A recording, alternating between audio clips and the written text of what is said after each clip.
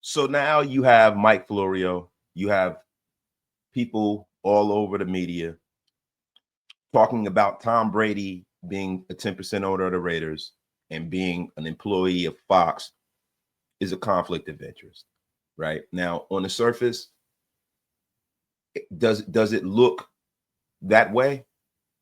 I would be dishonest to say that it does not look a little weird, right?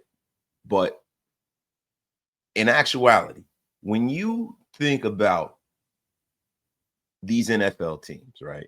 You have NFL teams who don't even give real information to people in the organization. They generalize the injuries that it could be a knee and they'll say it's a lower body, upper body. This is how they do business, right? Two, just because Tom Brady has certain access and he asks certain questions does not mean that they have to tell him or divulge any information towards Tom Brady, right? But the bigger problem that I have with this, and this is just not me being a supporter and a fan of the Raiders, right? The biggest problem I have is the pot calling the kettle black. Now, when we talk about Mike Florio, this is a man who has gone after the Raiders anytime he gets a chance to, for whatever reason. This is a man who has gone after Tom Brady anytime that he's had the chance to, right? And then we're going to give you the trifecta. This is a man who works for NBC, the network that is in direct competition with Fox. So, you talk about a conflict of interest, there's one right there. And then also, when you talk about the National Football League's unethical problems and problem with ethics, this is the least of the National Football League's worries. If I'm being honest, man, they legitimize gambling. It's almost like that's their biggest partner.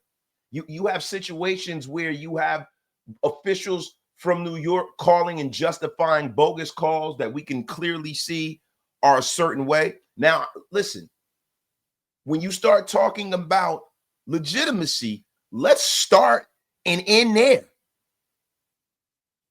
This is the tip of the iceberg.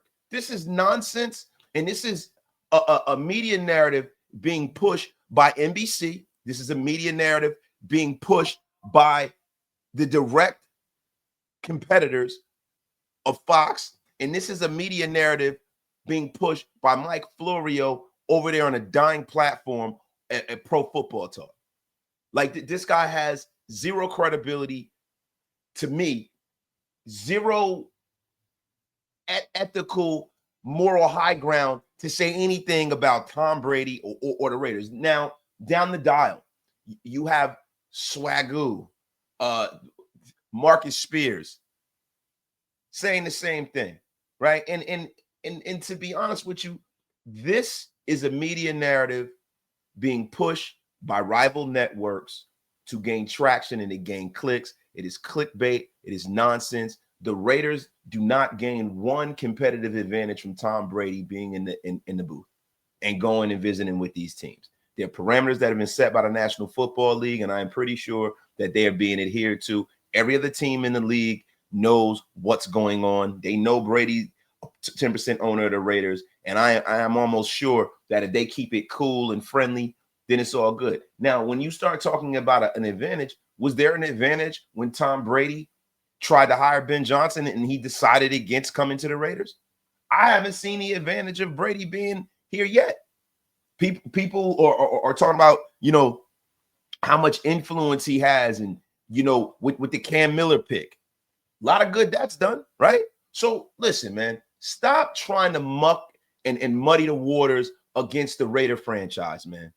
This is a guy who has gone on record, going to other people's podcasts, and Mike Florio, and we're talking about Mike Florio here, who's going to other people's podcasts and just try to destroy what the Raiders are doing, man.